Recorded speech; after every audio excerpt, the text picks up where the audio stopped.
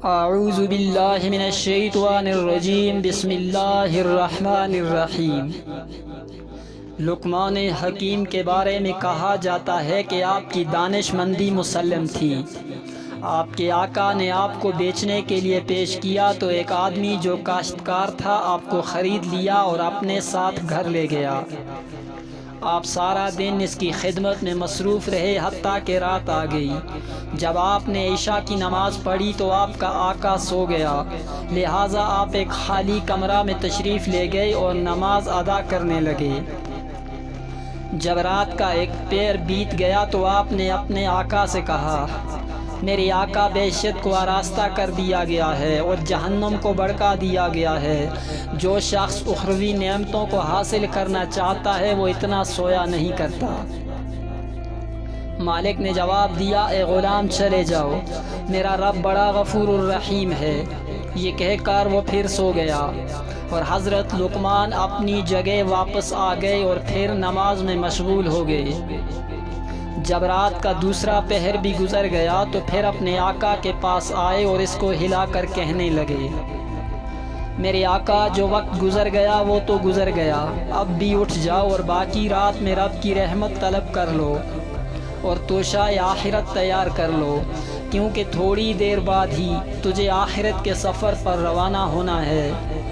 آپ کے مالک نے پھر جواب دیا کہ اے غلام چلے جاؤ، مجھے سونے دو، میرا رب بڑا غفور ہے اور نہایت مہربان ہے۔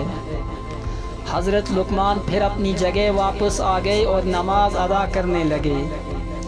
رات کا تیسرا پہر بیت گیا اور صبح ہونے کے قریب ہو گئی تو آپ پھر اپنے مالک کے پاس گئے اور کہا، میرے آقا، اب تو پرندے بھی اپنے گھونسلوں سے نکل کر ذکر الہی میں مشغول ہو چکے ہیں۔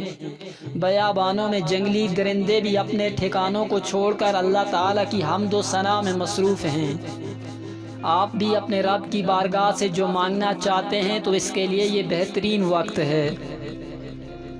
مالک نے جواب دیا، اے غلام، مجھے کچھ دیر اور سونے دو، میرا رب بڑا غفور اور مہربان ہے۔ حضرت لقمان پھر واپس آ گئے اور صبح کی نماز ادا کرنے لگے۔ نماز کے بعد اپنے اوراد میں مصروف ہو گئے۔ اتنے میں آپ کا آقا بھی بیدار ہو گیا۔ اس نے آپ کو 10 سیر جو دیے اور کہا کہ جاؤ ان کو زمین میں کاشت کرو۔ حضرت لقمان وہ جو لے کر اپنے پڑوسی کے پاس گئے اور جو اس کو دے دیا اور اس کے بدلے میں باجرہ لیا اور زمین میں باجرہ کاشت کر دیا۔ کچھ عرصہ بعد وہ باجرہ اگ آیا تو لقمان اور ان کا مالک زمین میں چکر لگانے گئے۔ جب اس نے زمین میں باجرہ اگا دیکھا تو کہنے لگا، اے لقمان، میں نے تو تجھے کہا تھا کہ زمین میں جو بونا ہے، لیکن تو نے باجرہ کیسے بو دیا؟ حضرت لقمان نے کہا، میرے آقا، میرا رب بڑا غفور الرحیم ہے، وہ ضرور جو اگا دے گا۔ مالک نے کہا، تو نے درست کہا ہے، لیکن جب تو زمین میں باجرہ بوئے گا تو پھر اس میں سے جو کیسے نکلے گا؟ حضرت لقمان نے فرمایا، بالکل اسی طرح میرے آقا، جب آپ غافلوں کی طرح پڑے سوتے رہیں گے تو صالحین کے درجات کو کیسے پا سکیں گے؟ وما علینا الا